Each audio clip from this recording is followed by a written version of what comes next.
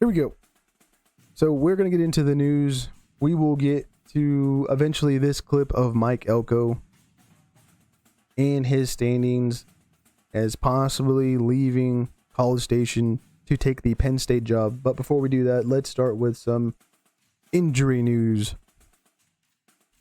from CFB Nations, our homies over there on X. Some of the best in terms of putting things out, in terms of things you should be paying attention to in college football. Texas Tech's tight end Terrence Carter Jr., the transfer in from UL Lafayette, suffered an ankle injury during their game against Arizona State. Carter Jr.'s injury during the second quarter did not return, only to re-aggravate it as he was carted off. So hopefully he can bounce back.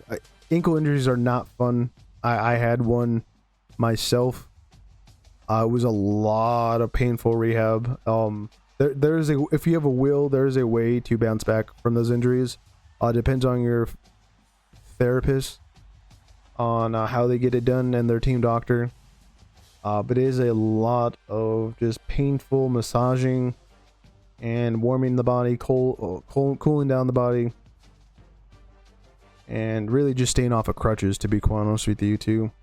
But hopefully he bounces back as a decent player there for the Red Raiders.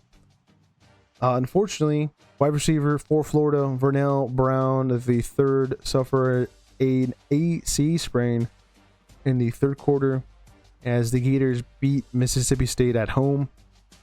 Brown Jr. has 32 receptions for 463 yards, averaging 14.5 per catch. That's some pretty good stuff. I also had that gnarly catch in the beginning of this season, if you remembered, off of our top 10 plays. More injury news. Left tackle Evan Link for Michigan will miss a few weeks with the knee injury he suffered this past weekend against Washington. This comes from CBS Sports. There's some early hope that he may be able to return before the end of the regular season, which could be, that Ohio State game. Is that we're moving through the news. Pete Nakos puts out from On3 that Texas A&M quarterback Baron Morten, that was that news we hinted to in our top 25 section there. Morten remains day-to-day and will be re-evaluated this week. He was limited in practices last week and was available in an emergency role against Arizona State. I would say probably just sit him out for the Oklahoma State game. Hamid be more than enough to get the job done against the Cowboys there at home, as everyone and their mother are blowing out Oklahoma State. Continuing through the injury news from goldandblack.com, Barry Odom talks about his quarterback Ryan Brown, who is doubtful for the Rutgers game. So if you're thinking about dabbling with Purdue and Rutgers, I would stay away from it just because of this, especially if you're going to go Purdue for some reason. As that'll be an unfortunate blow for the Boilermakers. Continuing through some more injury news, Auburn starting center Connor Lew unfortunately suffered a torn ACL against Missouri and will miss the remainder of the season, as sources come out of Auburn on 3. Sucks. Really sucks. I thought he was probably a top 5 center in college football. Some maybe would argue a little bit higher than that. And it's a bit of a bummer suffering an injury like that and now have to watch the rest of the games from the sideline. As that was the injury news. Now we're going to get into some contract extensions. Yeah, this was some big stuff during the week. I haven't got a chance to talk about it yet, so you should know about this if you're a 1%er, as that's what they like to say over at CFB Nation. But Indiana coach Curt Cignetti Siggy has agreed to an 8-year, $92.8 million contract extension through 2033. He'll be earning $11.6 million annually. It is now the third highest paid head coach in the country, behind Kirby Smart and Ryan Day. Those two guys actually won national championships. Who knows? Maybe Indiana will be winning one under Siggy there, as could be this year, could be next year. He does have Fernando Mendoza's little brother as the backup quarterback for the Hoosiers, and he's doing a pretty good job there also in recruiting. But we got to talk about the unfortunate news. This broke Sunday morning. Another one from our homies CFB Nation. Florida has fired head coach Billy Napier. Had a 3-4 start to the 2025 season. An overall record of 22-23 as the Gators head coach. This includes a 12-16 record in the SEC. Napier will be owed $19.39 million, which includes $9.4 due in 30 days, as that's what that triggers after his release. We kind of predicted this from the past offseason. Really, we've been just echoing it since last year. We are kind of surprised that he even had his job going into 2025. Just didn't have the stuff to be the Gators head coach. It's going to be interesting to see where he lands. Maybe he takes a year off, but most likely won't. There's so many job openings now, and there truly will be a crazy carousel like we saw when Nick Saban retired and Kalen DeBoer took over there in Tuscaloosa. That was not the only firing, though, from this past weekend. Colorado State fires Jay Norvell. This kind of hit news about a couple hours after Billy Napier's firing. Norvell went 2-5 to start 2025. Has spent 4 seasons with the Rams with an overall record of 18-26. Did make a bowl last season. And 13-13 in Mountain West Conference play. I was seeing some interesting posts on social media about him. Talked about the state of Nevada when he left there to go to Colorado. I think that's what the post was talking about.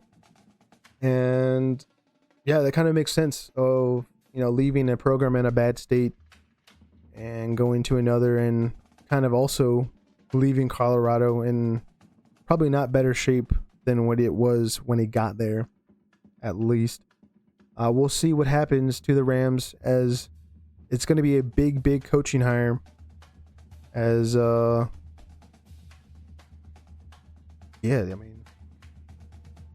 Pac-12 stuff.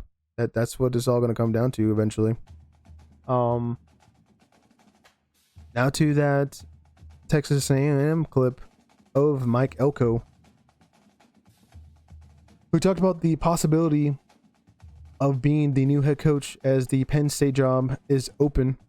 And in this quote, he talked about saying, "I don't discuss it with my players," as he was asked about it in the media. I think it's absolutely hilarious how the media covers coaches. I think 3 weeks ago I was getting fired. Now I'm getting hired. I don't know what the firing would mean. Like he was undefeated 3 weeks ago. He's still undefeated. I don't think they would be firing him anytime soon. And on top of that, he's had, I think, the best start as an A&M coach in like decades. So the faithful there in College Station, that end part, I think he's just kind of doing like a nice little back and forth, maybe offering some kind of soft blow. Probably has been talking to and maybe being the next Penn State head coach, as the Nittany Lions, athletic director, the people that make all those decisions there are already poking, seeing who would actually come. And I would say he's probably high up on that list. Marcus Freeman, when that job came open, he was one of the first guys that a lot of people were talking about. But we'll have to see. I still think it was a bad decision to let go of James Franklin. What really could have happened is that Penn State could have been looking for that guy and then allowed James Franklin to just stay there, retain as many players in their recruiting class. Because when you really think about it, if let's say they release him at the end of the season, that doesn't really give a lot of room to lose players. If anything, because they've already committed to the program, some of them maybe not would want to dip so easily and would want to wait on the next coaching hire. Now it's kind of just from now until most likely December when that decision is made. And again, we'll see who takes that job. Other guys that are possibly on the chopping block. Hugh Freeze talking about publicly wanting some support from Auburn's AD, John Cohen. And he talked about it being huge, as I think he's kind of unfortunately been in the hot seat. He's played a really tough schedule. Really should have beaten Oklahoma, but that was kind of out of his hands, unfortunately. Other losses this season, just playing close, just not getting the job done, obviously, too there. But it's the SEC. It's really ruthless. If you're not winning games, people are just going to be on your ass. But if you're winning, they'll easily forget about a lot of things. Like let's think about it. If Auburn fans would have had one or two more wins from those losses so far this season, I don't think they would be talking about his head. But at the moment, just not getting the job done.